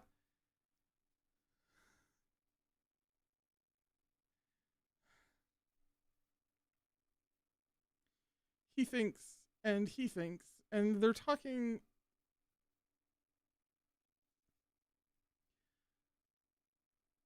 Smiling, Moran patted him again.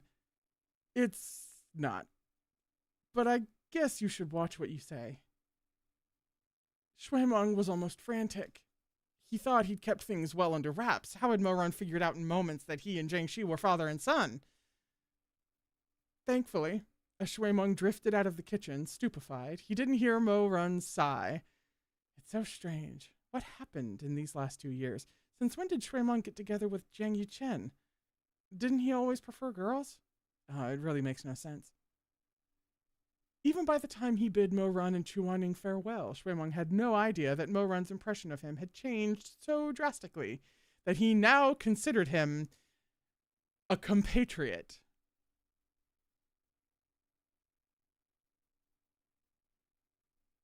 Everybody wake up. A new gay term just dropped. That's the new question. The old school question is to ask someone, are you part of the family? Like the queer family. That's out. That's old, that's out. Family's out. Compatriot is in. Are you a compatriot? We're compatriots, right? That's the new thing.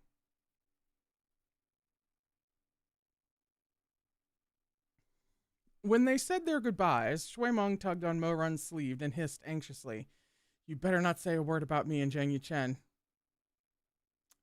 In italics. You can't tell anyone I'm that bastard's son. Moran earnestly put up his hand to make an oath. I'll keep your secret. In italics. I won't tell anyone you're betting sect leader Jiang.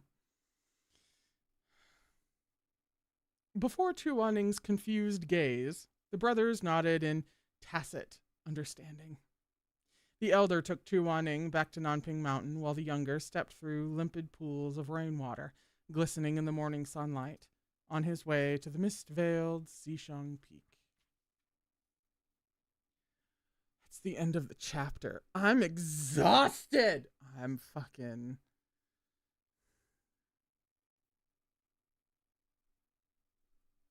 I just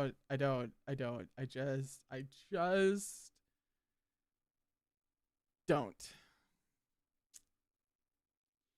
We're on page 103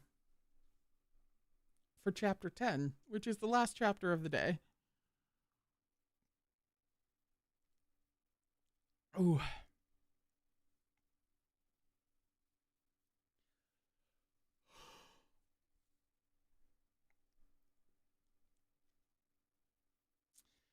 After that, Shui Meng went on almost a dozen dates in quick succession.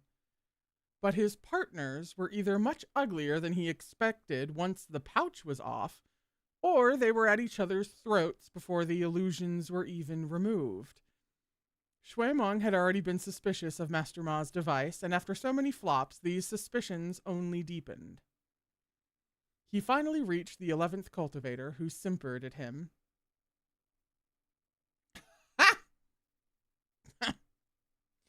I just love Tishan Jun. I desperately want to be his empress, but being his concubine would do. I hear Tishan Jun loves children, and so do I. Don't you think we're a match made in heaven? If he would deign to marry me, I'd give him a baby every year until we had a whole house full. Shui Meng lost it. Not just his marbles, but his temper as well. Don't you know what Mo Run and Chu Zongsha are to each other? Yep, the girl covered her face, blushing prettily. I wouldn't get jealous of Chu Zongsha. I'd have Chu Zongsha's kids, too. Why does this feel like a very pointed attack at us?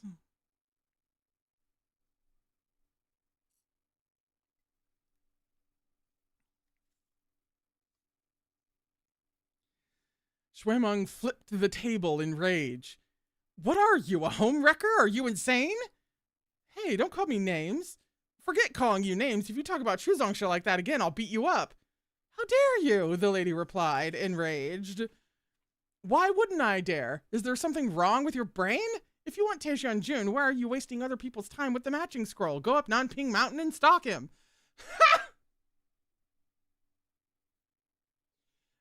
The girl rolled up her sleeves, all her coquettishness gone. You think I haven't tried? She cried, shocking Shuemeng with her ferocity. I went up there to offer myself, and he kicked me right down the stairs. Shuemeng burst out laughing. What are you laughing at? As long as I want it bad enough, I'll definitely get Tishan Jun on a blind date. Oh, we're fishing for... Sure, Shuemeng scoffed, and I'll go ahead and give you another kick on Tishan Jun's behalf. Amidst these miserable exploits and absurd incidents, Shuemeng lost his patience. Under the pen name Taobao Estate ruined my life. Oh God. Oh no, he's got a screen name. He wrote over 100 bad reviews for the matching scroll on the cultivation device rankings, each of which was over 1,000 words long, and spoke vividly of his own experiences, then lambasted Ma Yun for creating such a thing. What he hadn't expected was that, because his writings were so impassioned and dramatic, everyone started following his updates with great fervor, just to watch the show, of course. Some shopkeeper in the black markets even copied out all his reviews and bound them into a book. Since they were first sold out of a small tea stall, the shopkeeper took his naming inspiration from his surroundings. The titles went like this.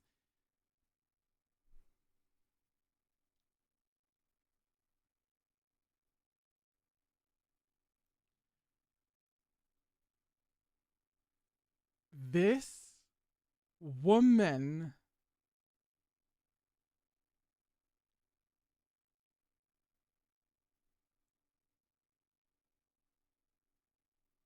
The tea on me and my beautiful dad. The tea on me and my pretty cousin. And so on and so forth. Everyone loved juicy gossip. The Tea series soon became the hottest-selling illicit title on the market. They all hoped Mr. Taobao Estate Ruined My Life would go on as many blind dates as possible to better entertain the public. Thankfully, Jiang Shi swiftly stopped the sale of these books. His face when he laid eyes on the offending tome was a threat in and of itself. What kind of nonsense is this? Burn them. Yes, sect leader. The toadying disciples of Gaywatch bought all the copies of the Tea series on the market, dug a hole on the outskirts of Yangzhou, dumped them in, and set a torch to the lot of them. The Tea had been burnt to cinders, but the matching scroll was only growing more popular by the day. Enraged, Shuemeng wrote a secret missive under his own name and furiously cussed out the hard-working, cute, and very innocent Master Ma over 10 ink-splattered pages. The gist was as follows. Ma Yun, you'd better get your act together. If you don't give me a satisfying answer, Xisheng Peak will cut all ties with Taobao Estate. Good luck getting my Shizun's blueprints then. The hard-working, cute, and very innocent Master Ma had been happily counting his coin when he received this message. When he read its contents, he nearly died of shock. Please, heavens no. When Xisheng Peak cutting ties was no big deal. That the letter's author was Shuemeng was no big deal either. What cut Master Ma to the core was the revelation that a customer was dissatisfied with his masterpiece. So the Tea wasn't a series of stories made up by Gaywatch to slander his work and take control of the market. Master Ma was hurt. Master Ma was sad and a little depressed. he wouldn't allow any of his clients to be displeased with his painstakingly crafted matching scroll. Thus, Master Ma activated his ultimate trump card, his supportive, motivated, and informative listening experts. That all was capitalized. This was the name of a group of hand-selected Taobao estate disciples, mostly well-trained and pretty young ladies with sweet voices. The mission Master Ma gave them was to make a customer smile with one conversation. The Smile Squad, for short. Seeing that Shui Meng was so upset, the responsible and diligent Master Ma made the matter his first priority. He commanded the estate's smile elder, Bu Shanqi. That's a footnote. A near homophone for Bu Shangqi, meaning won't lose patience. He commanded the estate's smile elder, Bu Shanqi, to visit Xisheng Peak in person to soothe sect leader Shui's ruffled feathers. In short, she had a single objective: do everything possible to improve Shui Meng's opinion of the product and satisfy the customer. Sadly, the recently appointed smile elder Bu Shanqi didn't possess Master Ma's penetrating insight. She was a young, dainty, and above all cowardly cultivator who happened to be terrified of Shui Meng, a man who'd once come out second on the young master ego ranking. She really didn't want to get beaten up by sect leader Shui. Pretty please. Distraught, Miss Bu confessed her plight to a cultivator she'd recently connected with through the matching scroll. She couldn't be faulted for letting the information slip. Her match, a cultivator who went by the name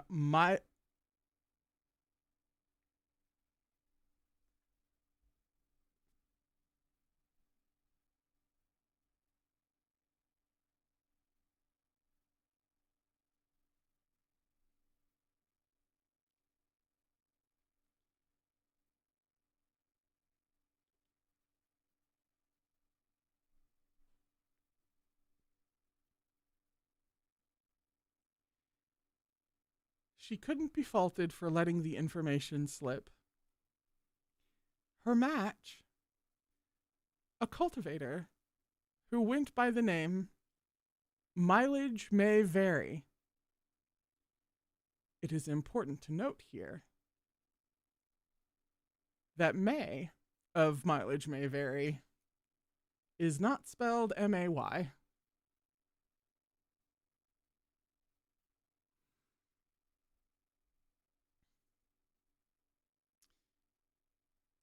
Her match, a cultivator who went by the name Mileage May Vary, was simply the perfect listener, gentle and mature while still being interesting, without giving the too slick impression of a player. The cultivator's flirting walked the fine line between desperate and disinterested, measured out like a cup of tea kept at the perfect temperature, extremely understanding and eager to assist.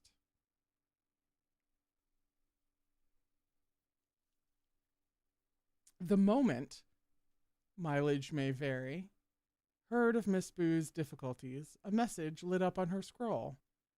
Don't worry. I'll deal with this for you. Bu Shanqi was overcome with emotion. Really? Mileage, Shanzhang, sounded just as sweet and caring as always. Of course. My word is as good as gold. Leave Shuizheng Men to me.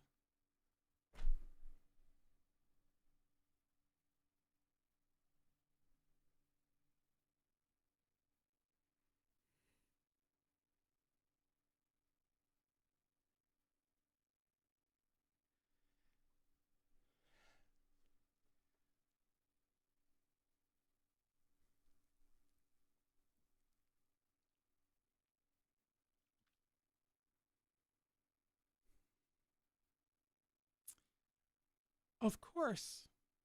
My word is as good as gold. Leave Shuizheng Men to me. I'll make him behave.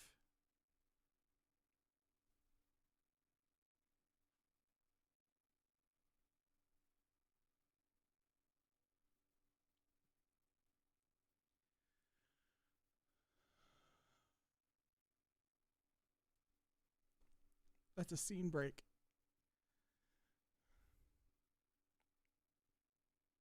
My head's gonna fly off.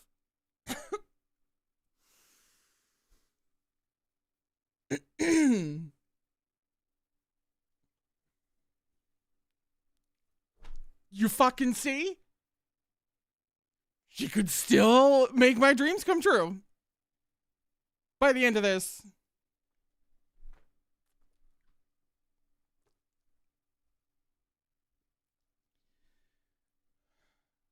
That day, as Shuimeng was personally sweeping the Red Lotus Pavilion, a disciple rushed in with a report. Sect leader, there's a representative here from Taobao Estate.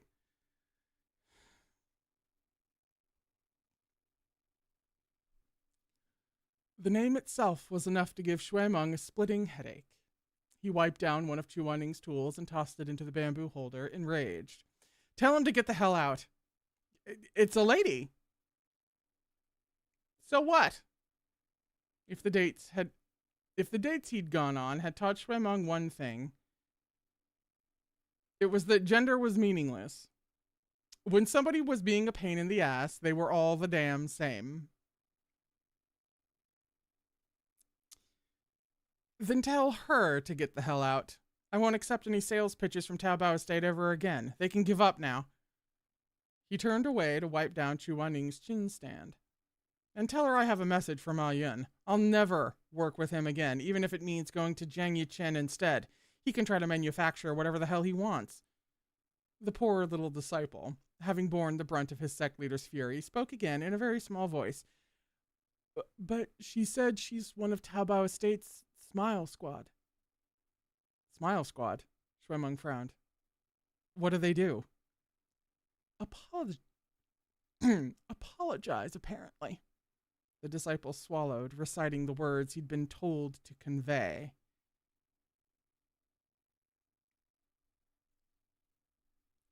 The disciple swallowed, reciting the words he'd been told to convey.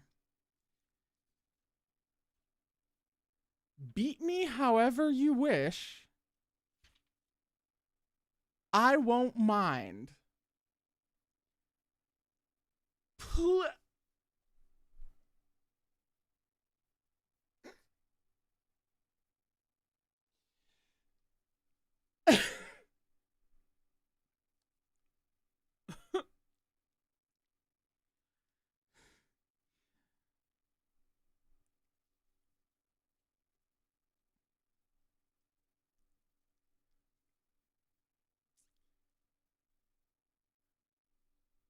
Please.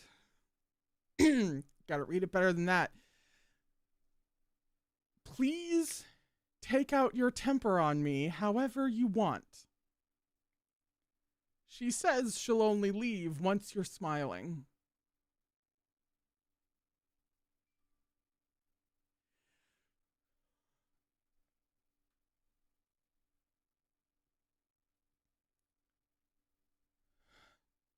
I can't even look at the art on the other side of the page. I'm not perceiving. I have too much going on up here right now. Shuimeng blinked. What was this girl? One of those practice dummies on the training field. For all his grousing, Shuimeng reluctantly agreed to go see her. She'd come to apologize, after all. When he stepped inside Loyalty Hall, an unfamiliar young lady was waiting for him. Her white and gold robes whispered over the floor as she moved, and her golden brown curls were held in place with pale jade pins.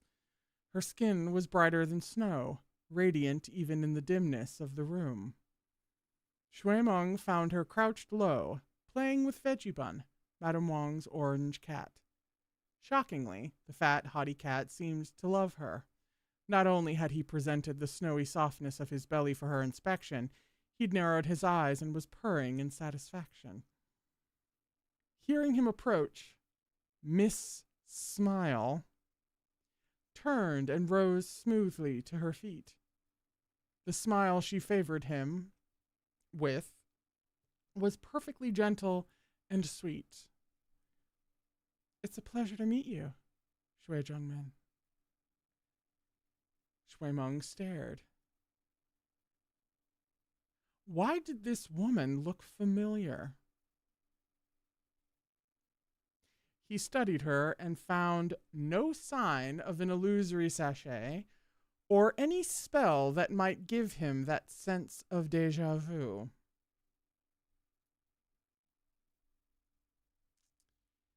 Yet, she did look similar to someone he knew. She possessed fair skin and light hair, as well as pale eyes. Her features were particularly fine, breathtakingly so.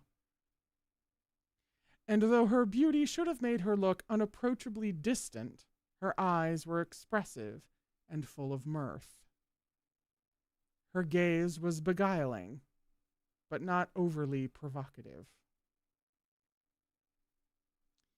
Shui Meng was unnaturally picky when it came to looks. Never in his life had he acknowledged any woman as beautiful save for his own mother, Madame Wang. But it had to be said. This Taobao disciple, although not quite as good-looking as himself, wasn't half bad. I am going to sit here and cease to exist while you guys look at the art.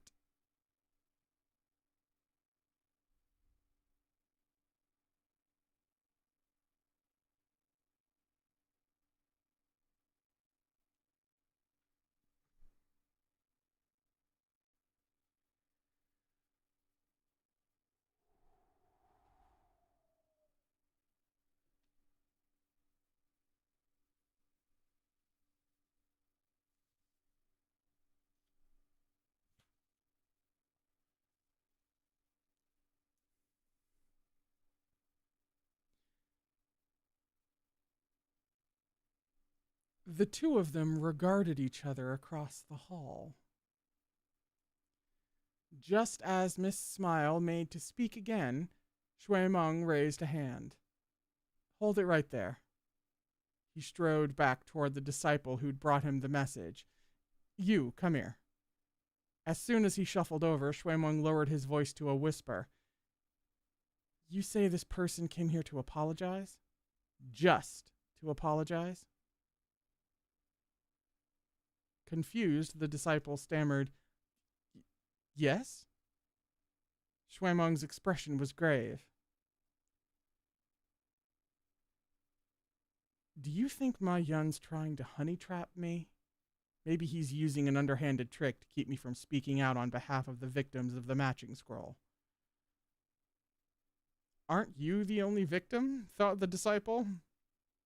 Everyone else is having a good time, and the T-series is a hoot. But this he kept to himself. He was still interested in staying alive, after all. Clenching his fist, the disciple encouraged Shui Meng.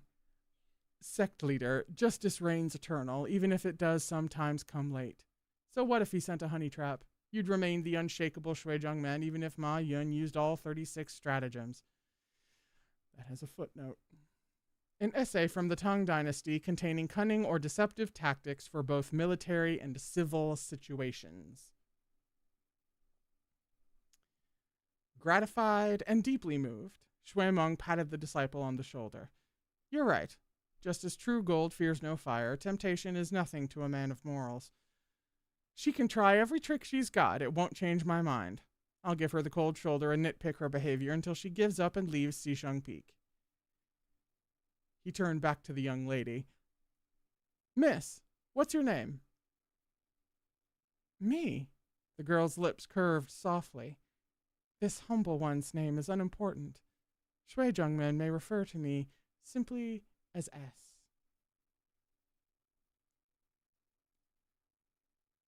Sure. Still vigilant, Shui Meng waved a hand. But you won't change my opinion of the matching scroll. If that's why you've come, you can leave now. Let's not waste each other's time. But Miss S, didn't take it personally. She was completely unfazed, and her smile widened. The apology is only part of it.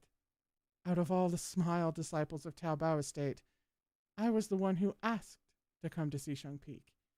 Not just because of the matching scroll, but also the way those pale eyes lingered on Shui Meng brought back his sense of déjà vu.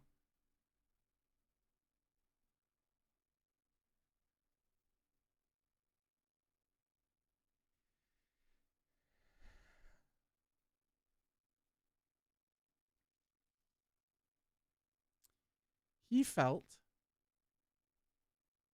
like a mouse watched by a cat. The hairs on his back stood up, and a creeping sense of danger warned him he might be pranked at any moment. Just as he bristled, ready to have her dragged off the mountain, Miss S smiled again. That expression contained the utmost charm, allure tucked into the upturned corners of her lips. Because Shui Zhengmen is the most outstanding, most outrighteous, most generous, most saucy. Huh? Most glossy cultivator in the cultivation world. She beamed. I've admired you for a long time. I came here for you specifically.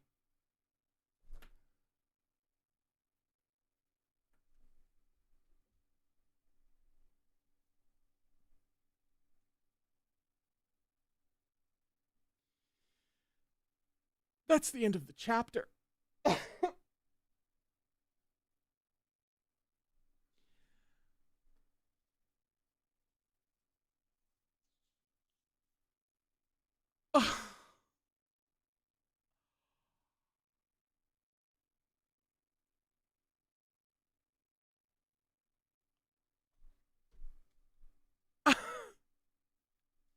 We're on.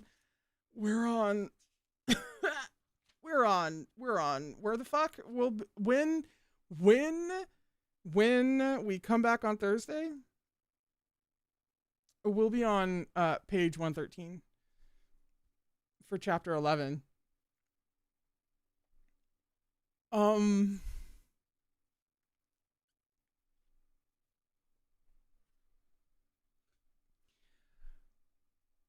Who? Oh crap! I can't remember if this theory was floated in the book chat or not. But Liv, wasn't it you who threw out the idea of Shui Meng being with female Mei Han Shui? I can't form sentences in my head right now. I'm so, wasn't it? Yeah. Exactly. Who else would it be? This is why you're not allowed to throw out ideas and theories, Liv. Look at your own handle on this site. There is a reason.